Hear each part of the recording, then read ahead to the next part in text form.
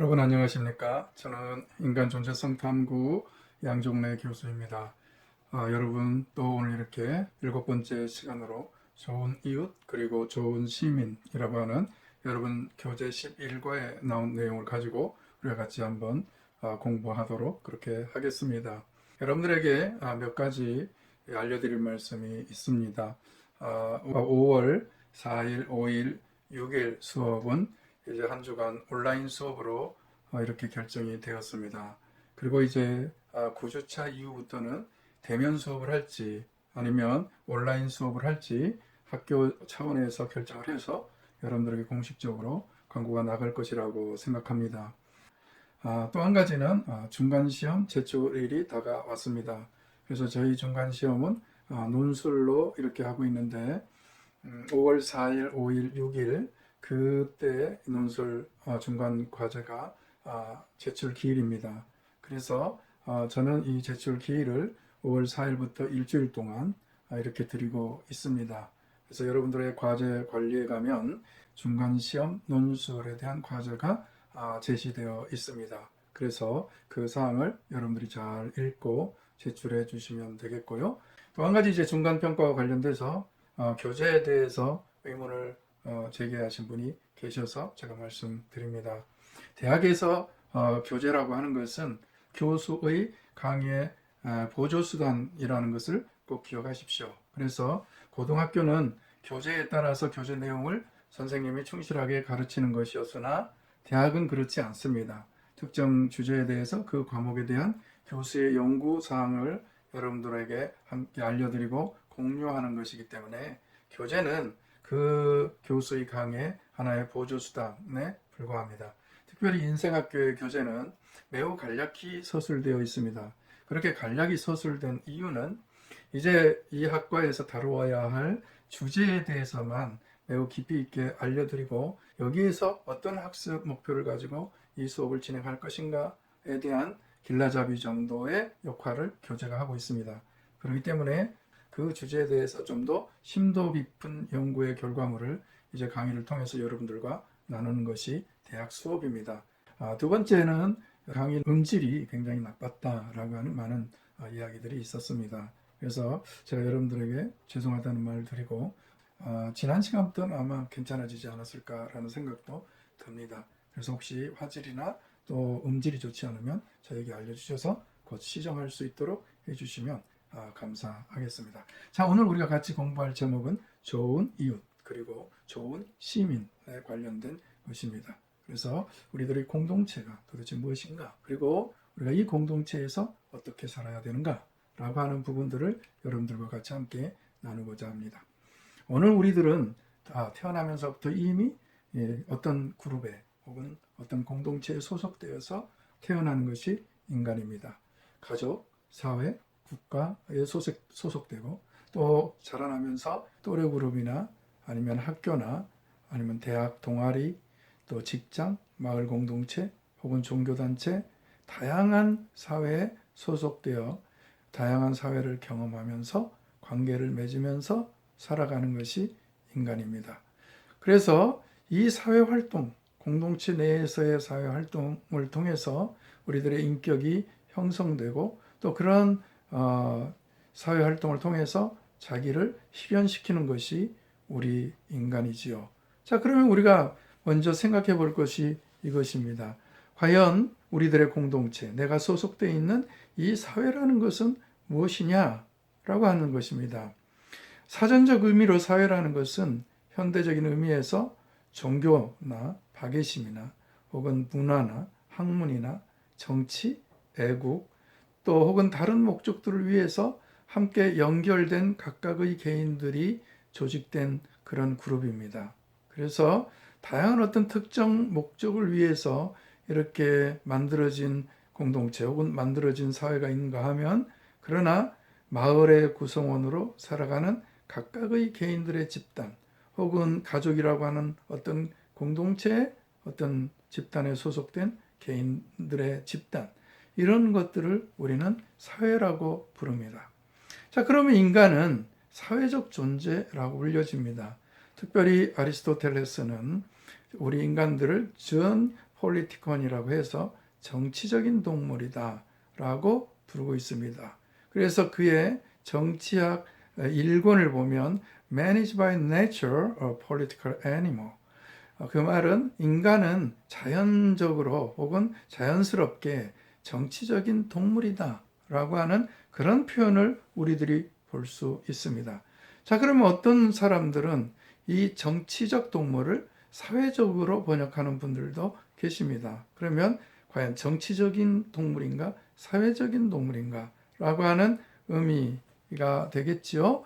원래 정치적인 동물이란 이 아리스토텔레스의 원래적인 의미는 인간은 폴리스, 그리스의 도시국가들, 어떤 폴리스 스테이트를 말하죠. 도시국가에서 법과 관습이 지배하는 사회에서 존재하는 사람이다 라고 하는 뜻이에요. 그래서 이런 삶을 그는 좋은 삶, 우리가 지난 시간에 우리가 같이 아리스토텔레스의 좋은 삶에 대해서 우정이라고 하는 과목을 배울 때 여러분들에게 니코마코스 에틱을 여러분 소개해 드리면서 말씀을 드렸습니다.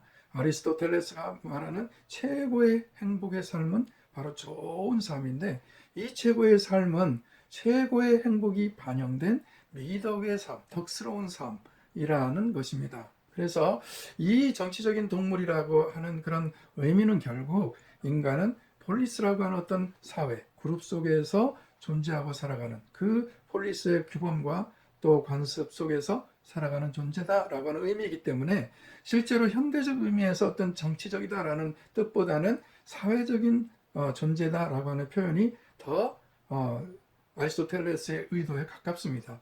그래서 세네카는 이 아리스토텔레스의 텍스트를 사회적 동물이라고 번역을 해서 그 뜻을 명확히 하는 것이죠. 이처럼 인간은 사회적 존재, 어떤 우리가 살아가고 있는 폴리스, 타운, 동네, 아니면 내가 소속된 그런 곳에서 그 규범과 그 관습을 지키면서 살아가는 그런 존재인 것이 분명합니다. 또 한 가지는 그러면 우리 아리스토텔레스가 여기서 동물이라는 표현을 썼습니다. 이 동물이라는 표현은 실제로 어떤 생물학적인 동물을 의미하는 것이 아닙니다. 그 말의 의미는 뭐냐면 결국 여기서 동물이라는 것의 어원, 이 단어가 발생하게 된 그 어원은 조에라고 하는 생명이라는 말에서 나온 말입니다.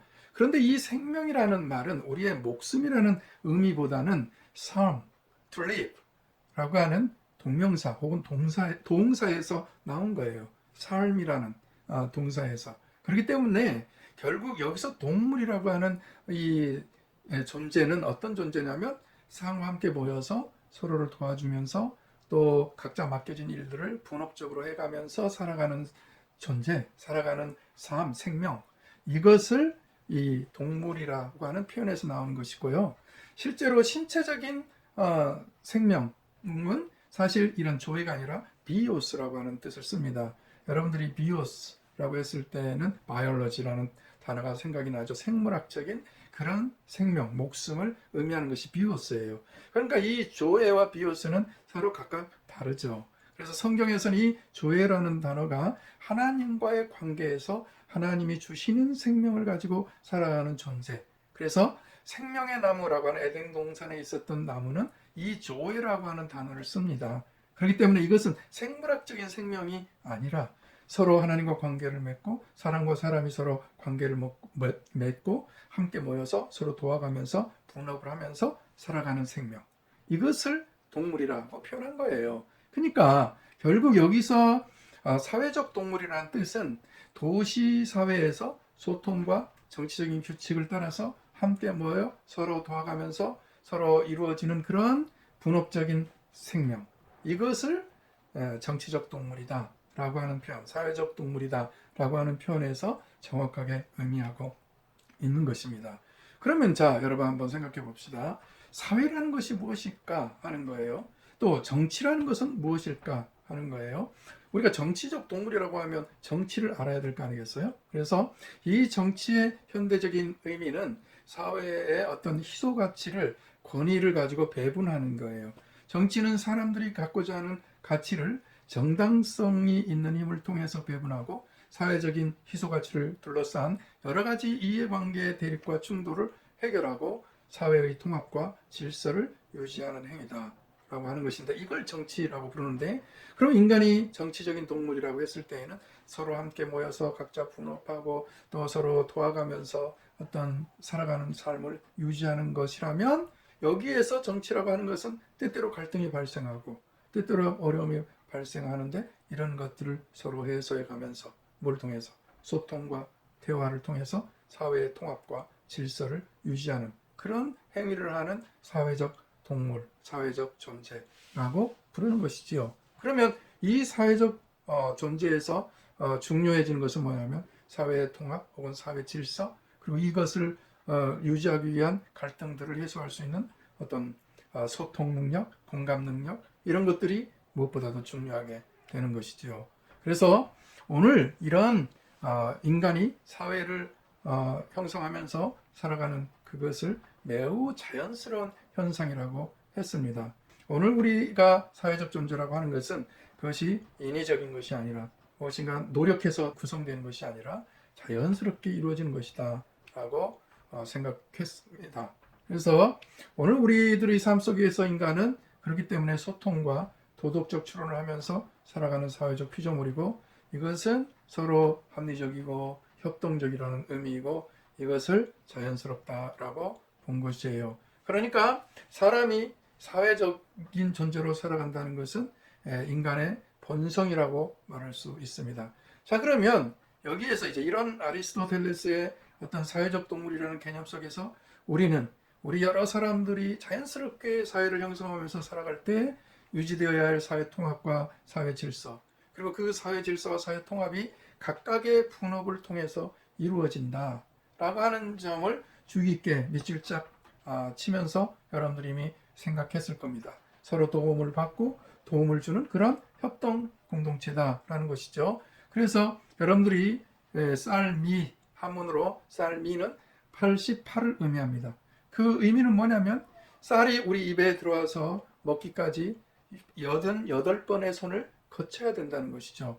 그것은 이 사회가 분업화된 사회인 것을 우리에게 말해주는 것이죠. 농부의 수고, 가공, 운반, 저장, 판매, 돈 벌기, 또 돈 벌기. 그래서 그 돈을 벌어서 쌀을 사고 그것이 우리 집에서 엄마나 혹은 아내들이 밥을 지어서 우리가 그 밥을 먹게 되는 것이죠. 바로 이처럼 우리의 사회는 도움을 받고 도움을 주는 협동 공동체다라는 것이고, 바로 이 때문에 우리가 곰곰이 생각해 보아야 할 것은, 이런 밥 한 그릇이 우리가 이제 여러분들이 학교에 와서 밥을 사 먹게 되면 5,500원인데 과연 이 밥 한 그릇의 값어치가 88번의 손을 거친다면 과연 5,500원만 하겠는가?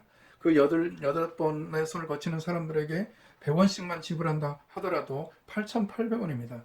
그러면 나머지 우리가 5,500원을 주고 밥을 사 먹으면 4,000원은 어디로 간 거죠? 바로 그것입니다. 88번의 각자가 자기가 수고를 했지만 그 수고만큼의 충분한 대가를 받지 않고 일부만 받고 나머지 일부는 사회를 위해서 내가 희생하고 봉사하는 것이죠. 그것을 통해서 우리 사회가 유지되고 움직여 나갈 수 있도록 하기 위함이지요.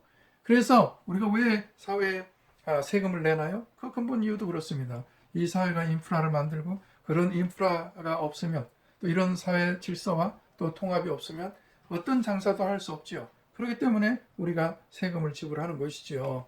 그래서 우리가 살아가는 이 한 끼의 식사, 우리가 살아가는데 꼭 필요한 한 끼의 식사가 마련되는 과정을 보면 88번의 손을 거치면서 많은 사람들이 분업에 참여하고 수고와 고통을 나누고 또 일부 희생과 봉사를 하면서 이 사회가 서로 도와가면서 살아가는 것이죠. 그래서 공동체의 모든 간섭을 배제하고 각 개인의 무한한 자유를 요구하거나 공동체에 기생하는 개인의 욕심을 충족하기 위하여 공적 영역을 침범한다면 그것은 공동체에 기생하는 것이고 자신의 생존을 위협하는 일이라는 것을 우리가 꼭 기억해야 합니다. 자, 이처럼 이 사회적 동물이라고 하는 것은 우리의 모임, 군락, 우리가 함께 모여서 사는 것, 협동, 도움, 이런 아주 중요한 의미도 있고, 그런 협동과 도움에는 분업이라고 하는 아주 중요한 의미가 숨어 있습니다. 그래서 이런 경제활동에서 사회 분업사회를 이야기한 두 명의 위대한 학자가 있습니다. 한 사람은 국부론으로 유명한 아담 스미스고 또 한 사람은 에밀 드루케임입니다. 그래서 이 두 사람이 이 분업사회에 대해서 아주 공통적으로 이야기를 했죠. 이 국부론을 저술했던 아담 스미스는 보이지 않는 선과 분업이라는 아주 중요한 두 가지의 개념을 우리들에게 이야기했습니다. 자, 오늘 분업이라는 것은 노동 생산성을 향상시키고 또 이것을 통해서 개인의 복지와 국가의 부증진에 기여하게 됩니다. 그래서 아담 스미스의 분업은 굉장히 공리주의적입니다. 각 개인이 자기 이익을 극대화하기 위해서 각자 열심히 노력하고 자기 분업을 해나가면 사회적 부의 증대를 가져온다고 하면서 핀을 만드는 그 공장의 예를 우리들에게 들고 있습니다. 자, 우리가 그 비디오를 한번 간단히 보도록 하겠습니다. The most important book that Adam Smith wrote is called An Inquiry into the Nature and the Causes of the Wealth of Nations. The question of that book is fairly simple. Why has England become such a wealthy country? How can we explain that we have become so rich? Is it because our farmers are working harder, making longer days? Or is it maybe because we now can exploit gold mines and diamond mines in our colonies? Adam Smith comes up with an entirely different answer in the very first pages of his book. And it is here that he employs the expression that I mentioned before, the division of labor. In fact, it's the title of his first chapter, On the Division of Labor. In modern manufactures, the precursors, you could say, of the modern industrial factories, we see that the work is divided and subdivided in a very peculiar way, and that is the cause of the spectacular rise in productivity. This is what Adam Smith says in the first sentence of his famous book. The greatest improvement in the productive powers of labor and the greater part of the skill, dexterity and judgment with which it is anywhere directed or applied seem to have been the effects of the division of labor. He then takes the reader by the hand and has him enter a factory where pins are made. He tells us that making those little pins is a complicated business and that somebody who is not used to it might maybe produce 1 pin per day, whereas somebody who has learned the trick might make 20 pins a day. Now, in this pin factory that he invites us to visit, we see 10 workers who are doing their job, so you might expect them to produce altogether at least 10 pins a day, and in the best case scenario, maybe 200 pins a day. But that is not what happens. Those 10 guys produce, in fact, day in, day out, 48,000 pins. 48,000? How is that possible? The answer is they divide their labor in a very clever way. Adam Smith describes the process in detail. He says, one man draws out the wire, another straightens it, a third cuts it, a fourth points it, a fifth grinds it at the top for receiving the head. To make that head requires 2 or 3 distinct operations, and so on and so on. By dividing the relatively simple task of producing a pin into several subtasks, the labor productivity explodes. Adam Smith tries to understand why this is the case. He says, first of all, everybody's dexterity is improved. When you have nothing else to do but just to cut small parts from a wire, then you can train yourself to do it very quickly and very meticulously. He marvels, in fact, at the rapidity of the hands of the workers in those manufactures. He says that people who never saw them at work cannot imagine that human beings are capable of developing that kind of dexterity. Who are those people? Well, the people he addresses are, of course, the readers of his book. Adam Smith here is a kind of a journalist. He gives his audience a look, a peek behind the walls of the modern factory, a place that they are not likely to visit. Well, maybe Adam Smith did not observe a real pin factory firsthand, but it is very likely that he read about the social organization of pin factories in the famous French Encyclopédie, that book edited by the philosophers Diderot and D'Alembert. In volume 5 there's a chapter dedicated to the pin, l'épingle. The beautiful illustrations of that book give us even today a very good impression of the things he described. Secondly, Adam Smith says, the workers save time because they do not have to pass from one type of task to another one. They can stay all day long in the same place, in the same room, behind the same machine. They keep completely focused on their simple task. And then there's a third advantage. Workers who are completely focused on one kind of work all day long may discover even better ways to do the job more efficiently. Adam Smith believes that many of the smart inventions that you find in those manufacturers were developed by the people who work there and who came up with clever suggestions that made the whole process still more efficient.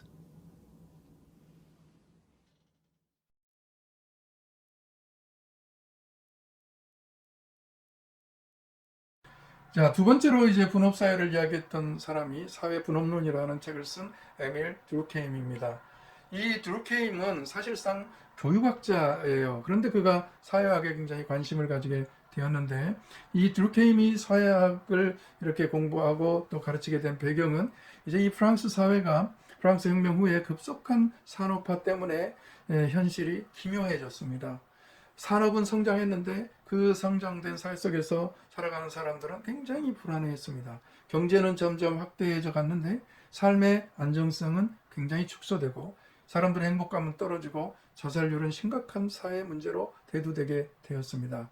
그리고 이런 산업화로 인해서 공동체성은 점점 약화되고 또 개인의 자유와 개인의 어떤 자유를 주장했던 사람들은 오히려 자유와 자유를 즐기기보다는 사회로부터 더욱더 고립되어 갔습니다. 자, 이런 현상들은 지금 오늘 산업화 이후에 급속도로 성장된 우리 한국 사회의 현실과 굉장히 닮아 있다는 것을 여러분 보셨을 것입니다. 자, 그러면 여기에 대한 해결책은 무엇일까? 듀르케임은 바로 사회의 분업을 이야기합니다.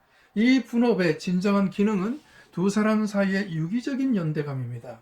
그 분업을 통해서 서로 유기적으로 연대감을 만들어냈을 때 비로소 이 사회가 하나의 어떤 유기적인 질서를 찾아간다는 것이죠. 그래서 이 듀르케임이 이야기했던 이 분업은 공리주의적인 분업을 이야기했던 아담 스미스와 상당히 다릅니다. 그래서 그는 세 가지의 중요한 개념을 우리들에게 이야기하는데, 하나는 사회적 분업입니다. 노동을 넘어서 보다 포괄적인 사회적 연대감을 창출하고 이런 분업을 통해서 사회 결속, 서로 갈라지는 것이 아니고 나누어지는 것이 아니라 사회적인 결속과 통합에 기여해야 한다고 이야기했습니다. 그러면 어떻게 그렇게 통합이 될까요? 바로 유기적인 연대라는 것입니다. 예를 들면 우리는 아주 기계적인 연대가 있습니다. 그것은 뭐냐면 나는 어디 출신이야, 어느 학교 출신이야, 나는 어느 지방 출신이야. 이건 각각의 동질감을 기초로 해서 만들어진 기계적 연대입니다. 그런데 지금 듀르케임이 얘기하는 사회분업은 이런 기계적인 연대를 뛰어넘어서 개인의 차이성에 기초한 유기적인 연대를 이야기합니다.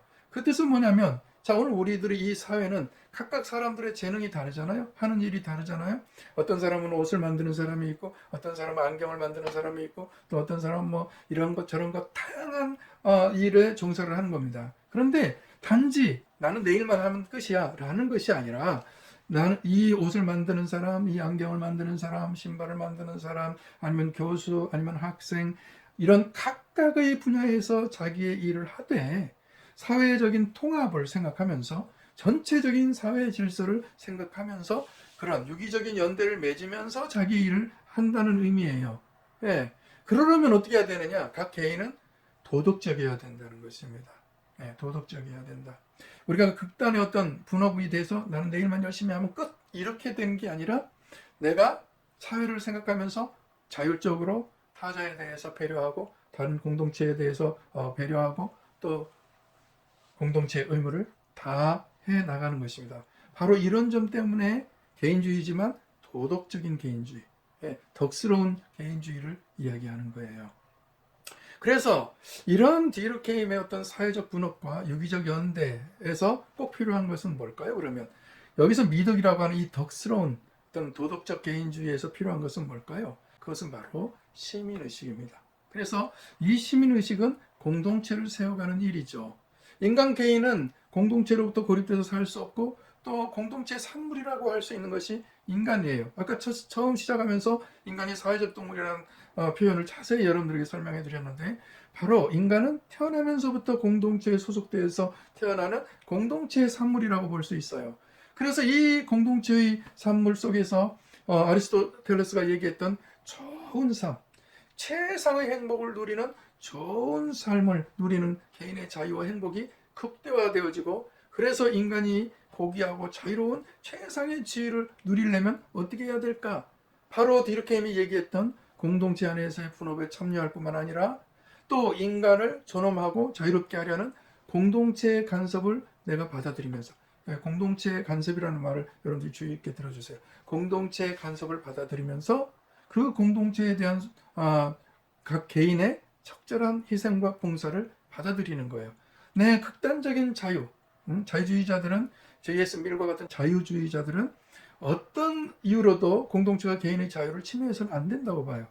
그렇지만 인간은 공동체의 산물이고 이 공동체가 개인의 자유와 공동체의 간섭이 아주 적절한 최대치의 개인의 행복을 유지하기 위해서 적절한 수준의 간섭이 균형을 이룰 때 비로소 인간은 행복해지는 것이죠. 그럼 왜 공동체의 간섭을 우리가 받아들여야 되느냐 하는 거예요. 만약에 공동체를 벗어나서 격리된 개인들은 공동체 내에서 누릴 수 있는 어떤 자유도 생존도 자아의 실현도 이룰 수 없기 때문입니다. 이 점을 우리들이 꼭 기억하셔야 돼요. 그러면 공동체가 개인을 간섭하는 것 그리고 이 개인의 자유는 그럼 어떻게 균형을 이루어야 할까 하는 점이 여러분 굉장히 궁금하실 거예요. 자, 공동체가 사적인 영역, 내 개인의 프라이버시라고 하잖아요. 자기 결정권의 영역을 간섭할 수 있는가? 윤리적으로 누군가에게 피해를 주지 않더라도 사회 윤리, 도덕, 법률적인 간섭이 과연 정당한가? 만약에 정당하다면 그 근거가 뭐냐라고 하는 것이 해결되어야 되겠죠. 그래서 공동체가 개인의 삶에 그것이 비록 사생활이지만 개인의 삶의 일정 부분 간섭할 수 있는 것은 온종주의와 인간의 자기절제에 대한 통제 바로 이것입니다. 그래서 온종주의라는 것은 뭐냐면 내가 운전을 하는데 과속을 했다. 그래서 사고도 안 났어요. 누구에게 피해 준 적이 없어요. 그런데 왜 과속 티켓을 받습니까? 실제로 독일에서 있었던 얘기예요. 누군가 자기가 죽고 난 다음에 내 살을 먹어주면 내가 돈을 지불하겠어. 실제로 그 사건이 일어났습니다. 그러면 이 사람을 죽인 것도 아니에요. 단지 그 사람이 부탁을 해서 자살한 사람의 고기를 요리해 먹었어요. 그럼 그 사람은 죄가 있을까 없을까요? 죄가 있지요. 무슨 죄요? 살인 방조죄잖아요. 그죠? 그러면 그는 자살한 사람에게 어떤 피해를 입힌 적도 없어요. 오히려 그 사람의 부탁을 들어줬어요. 그런데 왜 그에게 제재가 가해질까요? 바로 온정주의예요. 누군가가 자살을 하려고 한다면 옆에 있는 사람은 그것을 말림으로써 그 사람의 생명을 보호해줘야 될 책임을 갖는 거예요. 왜? 공동체 일원이기 때문에. 인간은 때때로 이런 우울증이라든지 아니면 어떤 강한 욕망이라든지 아니면 중독성이라든지 이런 것들 때문에 자기를 제대로 본능적 욕망을 아니면 자기의 어떤 감정을 컨트롤하거나 절제하기가 쉽지 않을 때가 있어요. 바로 그럴 때에는 위험한 선택을 하게 되겠죠. 그것을 막아주기 위해서 공동체가 적절한 수준에서 개인의 자유를 간섭하는 거예요. 바로 이 문제예요. 그렇기 때문에 오늘 우리는 공동체적인 존재이고 이 공동체가 때때로 인간의 자유를 극도의 침해를 하면 안 되죠. 그렇기 때문에 공동체 간섭과 개인의 자유가 적절한 균형을 이루어야 됩니다. 그래서 이런 차원에서 오늘 우리는 이 공동체의 일원으로서 생활을 영위해 나가야 된다 하는 것입니다. 그래서 이런 공동체를 살아감에 있어서 그렇기 때문에 시민의식이 굉장히 중요합니다. 그러면 시민이라는 것은 어떤 사람을 가르치느냐라고 하는 거예요. 시민은 공동체니까 나 혼자 살아가는 게 아니니까 타인의 배려를 내 내면에 이미 갖고 늘 생각하고 있는 존재예요. 그 다음에 공동의 이익, 공동체의 이익을 실행하는 존재예요. 왜? 모두가 더불어 살아가는 공동선을 위해서. 커먼웰스가 공동선이거든요. 그 말은 뭐냐면 보편적인 보편적인 행복, 모든 사람들이 이런 누리는 행복과 부를 우리는 공동선이라고 합니다. 그래서 이건 아리스토텔레스의 좋은 삶을 의미하는 거죠. 그 공동선을 위해서 시민의식으로 무장된 사람을 우리는 시민이라고 그래요. 그럼 도대체 시민의식이라는 건 뭐냐? 공동선을 구현하는, 아까 방금 얘기했던 commonwealth, 모든 사람들이 보편적으로 부유하고 행복을 누리는 좋음의 삶을 구현하기 위한 더불어 함께 살아가는 마음의 습관이라는 건 뭐예요? 나도 모르게 내 마음이 다른 사람을 배려하고 있다는 거예요. 다른 사람을 생각하고 있다는 거예요. 그게 마음의 습관이에요. 공동선을 구현하는 더불어 함께 살아가는 마음의 습관을 우리는 시민의식이라고 부른다. 그리고 이런 시민의식에는 한몸의식, 하나됨의 어떤 집단의식이 필요하고요. 공동체의 책임의식, 내가 공동체에 대해서 마땅히 감당해야 될 책임을 져야 되는 생각이 있고요. 또 이 공동체에 자발적으로 참여하는 참여의식. 그러니까 여러분들이 투표를 하는데 이거 휴일이라고 놀러 가서는 안 되는 거죠. 내가 자발적으로 이 공동체 유익을 위해서 내가 참여해 줘야 되는 것이죠. 비단 투표뿐만이 아니라 모든 면에서 말이죠. 더 나아가서 이런 시민의식은 개인의 자유와 행동을 공동체 안에서 내 스스로 통제할 수 있는 이 공동체에 대한 보편적인 지식의 가치관을 가져야 되고, 또 법을 잘 지키는 준법 정신, 또 내가 공적 분야의 영역을 다른 사람과 함께 사용하고 있다는 어떤 공유 의식들. 그래서 여러분, 우리가 예를 들면 여러분들이 길거리에 나가다 보면 이런 개인 사업장들이 길거리에다가 그 사업장의 물품들을 내놓고 상품을 내놓고 막 그런 것들 많이 보셨을 거예요. 길거리에다가 막 입간판을 세워놓고 막 그런 거 많이 보셨을 거예요. 그것은 시민의식이 아니죠. 왜냐하면 공적인 영역을 내가 내 사적인 이익을 취하기 위해서 침해하는 거잖아요.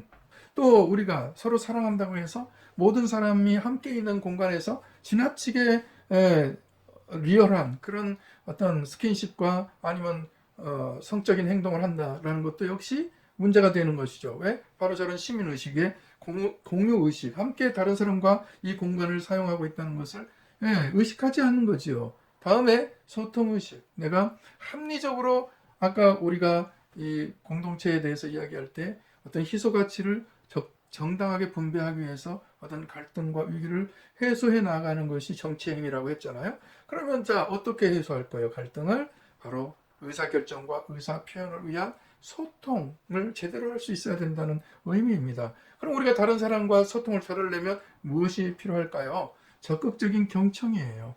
또 공감적인 경청이에요. 내가 그 사람의 생각과 그 사람의 상황을 마음으로부터 같이 느껴주는 거죠. 그게 공감이죠.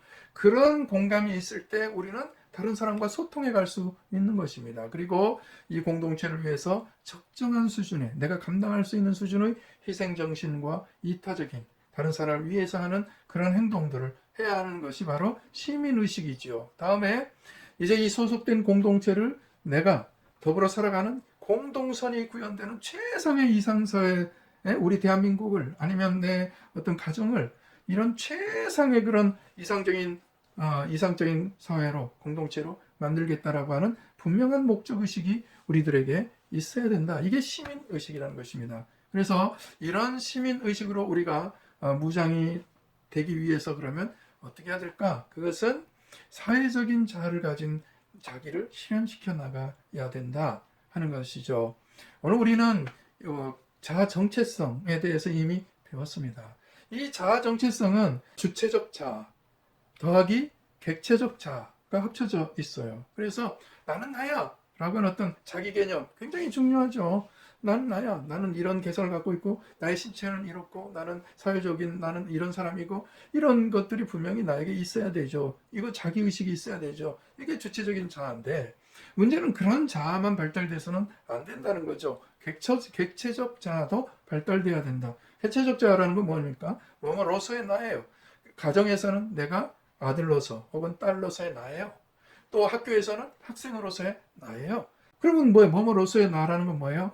내가 속한 그 사회, 내가 스포츠팀에 소속되었던, 친구 집단에 소속되었던, 아니면 가정에 소속되었던, 아니면 직장에 소속되었던, 학교에 소속되었던 이 교실, 저와 함께 공부하는 이 인간 존재성 탐구라는 수업 집단에 속해 있던 거기에서 내가 소속감을 느끼고 여기서 내가 어떤 역할을 감당해야 되는지 사회적인 책임, 도덕적인 의무 이런 것들을 감당할 줄 아는 것이 객체적 자아예요.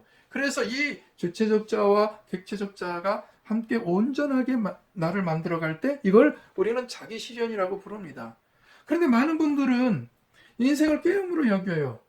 다른 사람과 내가 서로 경쟁 관계라고만 생각하는 거죠. 그래서 서로 내가 이기지 않으면 내가 지는 사람. 이런 식으로 인생을 살아가는 사람들도 있습니다. 그리고 이것이 굉장히 올바른 삶의 태도인 것처럼 이야기하는 분들도 굉장히 많아요. 그러나 여러분, 인생은 게임입니까? 여러분들도 그렇게 생각하세요? 예. 우리가 게임 이론이라는 것이 있습니다. 그것은 우리 각각의 개인들이 자기 의사의 결정에 따라서 영향을 받는 그런 상황 속에서 내가 어떤 의사결정을 해야 나에게 가장 이로운가? 그리고 이런 의사결정에 대해서 내가 어떻게 행동해야 되는가에 대해서 이론화한 것이 게임 이론이에요.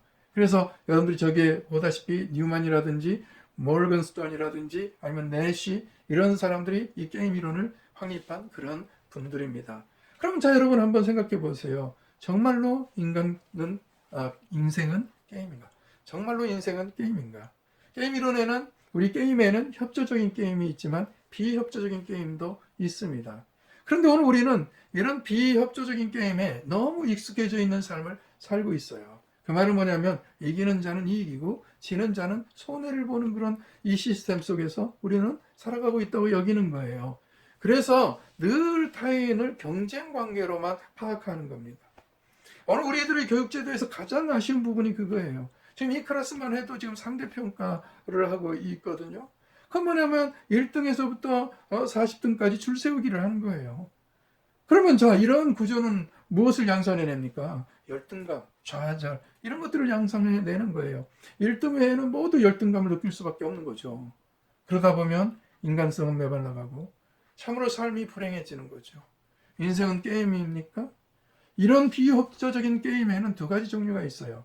하나는 제로섬 게임이에요. 아까 위에서 이야기한 것처럼 이기는 자가 모든 것을 갖는 거예요. 썸, 모든 것, 총체를 갖는 거예요. 그럼 지는 사람은 어떨 거예요? 제로를 갖는 거예요. 그런데 이런 제로, 전부를 갖는 것, 아니면 전부를 잃는 것, 이런 게임만 있는 것이 아니라 이런 비협조적인 게임에는 또 non-제로 게임도 있어요. 일정 부분 갖고 일정 부분 60은 내가 갖고 40은 다른 사람이 갖는다든지 나는 한 55를 갖고 다른 사람은 45를 갖는다든지 이런 것들이 non-제로섬 게임이에요. 그런데 이런 non-제로섬 게임에 죄수의 딜레마라고 하는 그런 법칙이 있습니다. 자, 그럼 죄수의 딜레마라는 것이 어떤 법칙일까요? 여러분들 한번 보실까요? 자, 두 명의 공범이 있다고 합시다. 죄수 A라는 공범과 죄수 B라는 공범이에요. 자, 이 두 공범들을 취조하고 있는 검사가 이제 자백을 자꾸 강요하겠죠. 야, 네가 만약에 자백을 하면 너는 그냥 무죄로 석방을 해줄게. 아니, 무죄는 아니겠죠. 그냥 석방을 해줄게. 딜을 하는 겁니다. 만약에 네가 자백을 하면 넌 그냥 석방시켜준다.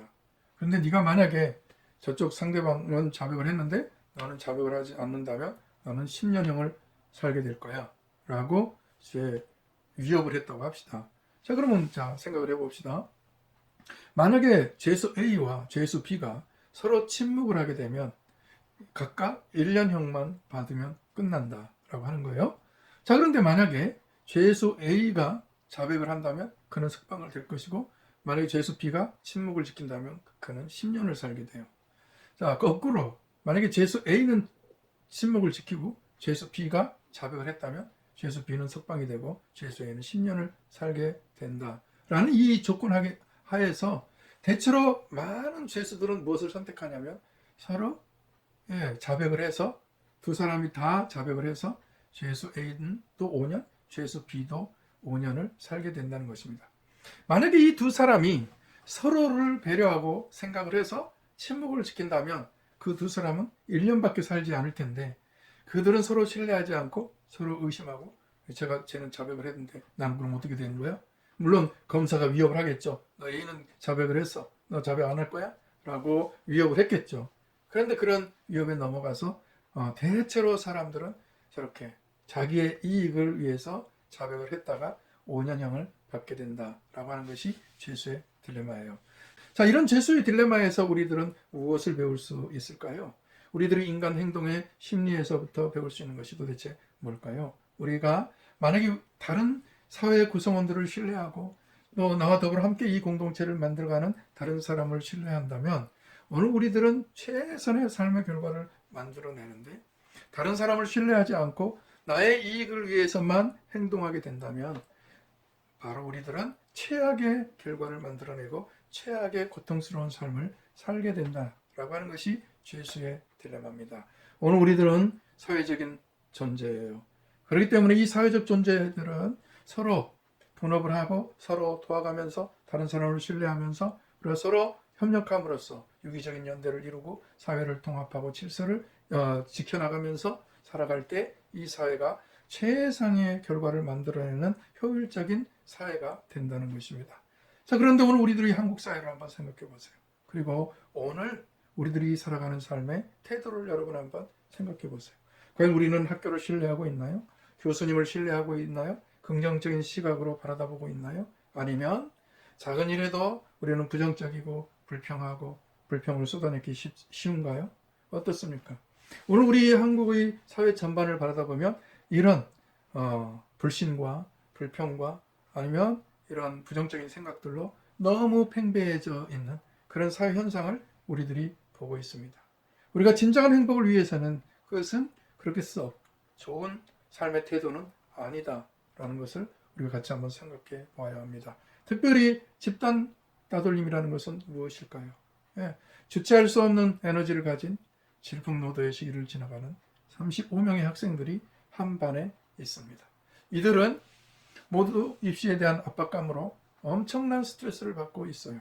이들은 자기보다 못하다고 여기는 친구를 괴롭힘으로 스트레스를 풀고 자기의 존재를 과시하려고 해요.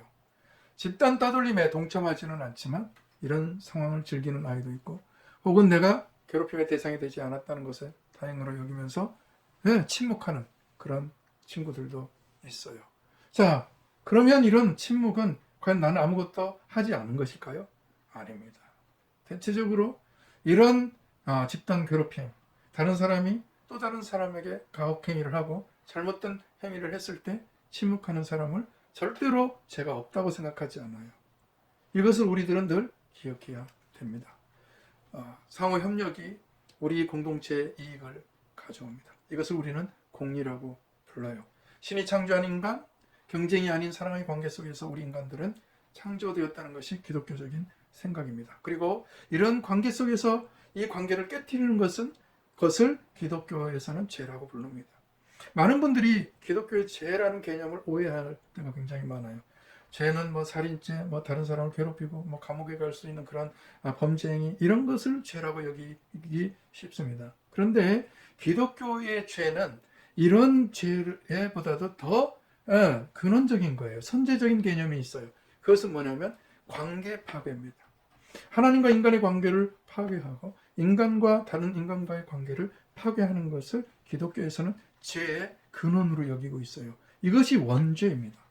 그렇기 때문에 오늘 이렇게 창조된 인간들은 서로 좋은 관계를 맺을 때만 비로소 행복감을 느낍니다. 그런데 인간들은 이런 원죄적인 죄, 곧 관계를 파괴함으로 인해서 변형된 삶을 살고 있어요. 성공해야 하고 꼭 다른 사람을 이겨야 한다는 강박관념. 다른 사람보다 내가 더 잘 살아야 되고 내가 다른 사람보다 더 나은 태도를 가지고 인생을 살아야 된다는 어떤 강박관념. 그래서 나에 지나치게 집착한 나머지 다른 사람에 대해서 무관심하고 다른 사람의 삶을 우리가 귀하게 여기지 아니하는 그런 삶을 살 때가 참 많아요. 그리고 더 나아가서 다른 사람을 이기고 다른 사람 위에 서는 것, 내가 다른 사람보다 더 높은 지위에 오르고 내가 다른 사람보다 더 많은 것을 가지고 그럼으로써 만족해하는 이런 왜곡된 인간관계 속에서 살아가는 사람들. 그럼 왜 우리들의 관계가 그렇게 왜곡되어져 버렸을까요? 그것은 관계 파괴라는 원죄로 인해서 인간이 땅과의 관계가 왜곡되었기 때문에 그래요. 내가 열심히 노동하고 땀을 흘리지만 내가 땀을 흘리는 것만큼 내가 결과를 얻지 못하기 때문에 그러는 거예요. 하지만 잊지 말아야 될 것이 무엇이냐? 인간은 관계를 바로 맺고 상호 협력을 통해서만 공공의 이익을 세울 수 있고 공동의 선을 만들어갈 수 있고 내가 살아가는 삶을 훨씬 더 생명이 가득 찬 그런 사회 공동체로 만들 수 있다는 사실입니다. 상호 협력이 공리를 가져옵니다. 공리를 위해서 요구되는 덕목이 뭘까요? 공동체를 이루기 위해서 우리들에게 요구되는 덕목은 뭘까요? 바로 시민의식이죠. 또 내가 누군가를 사랑할 때 내가 좋은 사람, 내가 감정적으로 호감을 느끼는 사람 이런 걸 우리가 우정이라고 불렀고 에로스라고 불렀고 필레라고 불렀습니다. 그런데 의지적인 사랑이라는 것은 무엇입니까? 그건 바로 예수님의 사랑이에요. 내가 사랑할 수 없는 사람을 사랑하는 겁니다. 이게 의지적인 사랑이에요. 이 사회에서는 각각 다 차이성에도 불구하고 분업에 참여하고 이 대한민국이라는 아니면 학교라는 아니면 동아리라는 이런 공동체를 이루면서 살아요. 그럼 만약에 내가 이 공동체 속에 함께 살아가면서 다른 사람이 나와 다르다는 것을 견뎌주지 못한다면 어떻게 그 공동체가 이루어지겠어요? 그렇죠? 더 나아가서 다른 사람을 내가 웰커밍 해주는 거예요. 환대해 주는 거예요. 늘 친절하게 해주는 거예요. 그래서 행복하고 긍정적인 삶을 살아가기 위해서 필요한 덕목, 윤리가 뭐냐라고 했을 때 6가지를 이야기합니다. 용기, 정의, 인성, 절제, 지혜, 수월성. 이 6가지가 있을 때 나는 좀 더 부정적이기보다는 긍정적인 삶을 살아갈 수 있다는 거예요. 여러분 한번 생각해 보세요. 나는 긍정적인 사람인지 부정적인 사람인지. 예. 모든 사람, 평범한 사람은 어떤 사람들이냐면 내가 긍정적인 상황에서는 긍정적이고 부정적인 상황에서는 부정적이야. 막 그런 얘기 하죠. 이건 뭐가 문제가 있기 때문에 내가 자꾸 부정적으로 얘기하는 거지? 라고 이야기할 수 있어요. 그런데 긍정적인 사람이라는 건 어떤 사람이냐면 부정적일 수밖에 없는 그런 상황 속에서도 거기에서 긍정적인 면을 발견할 수 있는 사람이에요. 그것이 여기서 말하는 긍정적인 삶의 태도다라는 거예요. 오늘 우리들의 공동체는 희생 위에 세워진 대한민국입니다. 여러분 꼭 기억하십시오. 우리는 이 대한민국이 그저 세워진 것이 아니라 젊은이들의 희생을 통해서 여러분들의 선배 젊은이들의 희생을 통해서 세워진 나라예요. 우리가 8호 감방의 노래를 여러분들이 아실 겁니다. 이것은 유관순을 비롯한 8호 감방, 이 정자 18살, 16살의 젊은 학생이었습니다. 그런데 그 젊은 학생들이 나라를 구하기 위해서 일어선 거예요. 오늘 우리들의 민족, 이 대한민국은 바로 젊은 세대들의 이런 뜨거운 희생에 의해서 세워진 나라입니다. 이 상해 임시정부와 국가의 탄생은 우리 젊은이들의 희생이 없이는 결코 세워지지 않았어요. 국호 대한민국 임시정부에서 사용했죠. 그리고 이 현대사의 과정에서 민족의식이 태동되었고 반봉건, 반외세라는 이런 시대적인 과업을 위해서 많은 젊은이들이 투쟁했고 목숨을 버렸습니다. 이 산업화의 과정에서는 어땠는가요? 가난을 극복하고 부를 축적하기 위해서 당시 청년들이 바친 피와 땀의 결과입니다. 또 민주화의 과정에서 얼마나 많은 젊은이들이 희생했고 감옥에 갇혔고 고문을 당했고 그래서 죽었나요? 바로 여러분들 선배들의 이런 희생의 결과로 오늘 우리나라는 이렇게 세워진 거예요. 자, 그러면 여러분 생각해 보십시다. 우리 선배 젊은이들의 뜨거운 열정과 뜨거운 목마름으로 반외세, 또 반봉건, 그리고 자주국가, 또 산업화, 민주화를 이뤄냈다면 그들의 전통을 이어간 여러 젊은이들이요.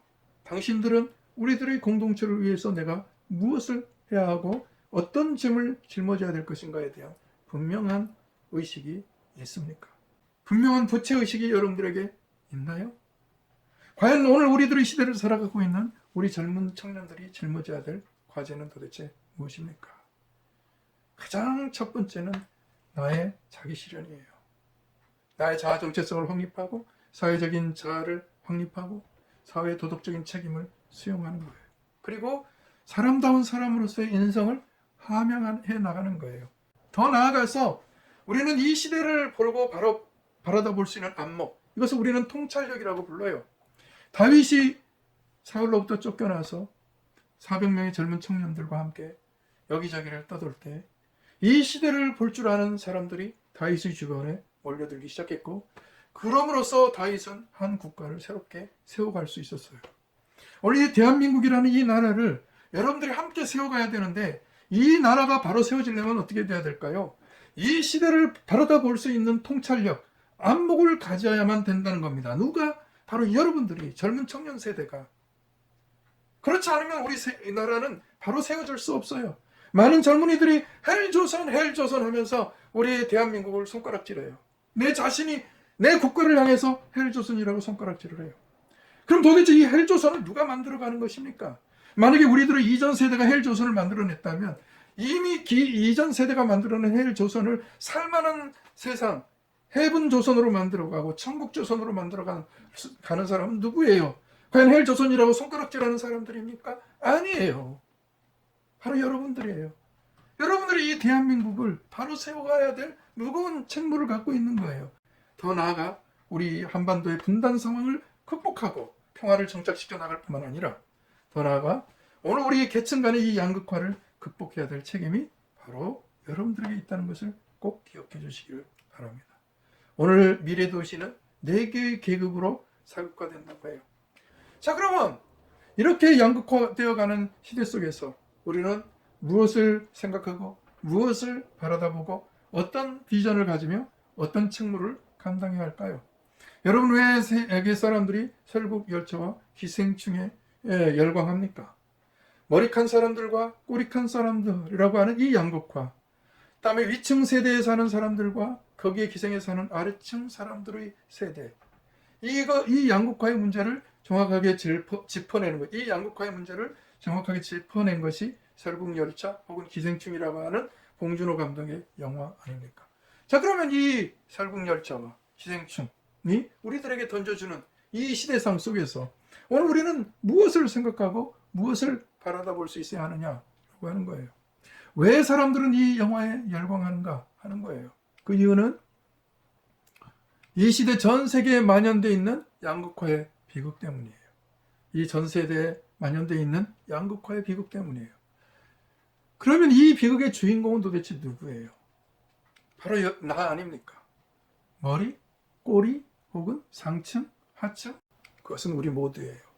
모든 사람들이 이 질문에 옳게 응답하지 않으면 모든 사람들이 이 비극의 주인공이 되는 거예요. 그리고 우리 미래는 너무나도 어둡게 됩니다. 그러므로 여러분, 이와 같은 이 시대에서 오늘 나가 무엇을 해야 될 것인가 라고 하는 것은 너무나도 분명합니다.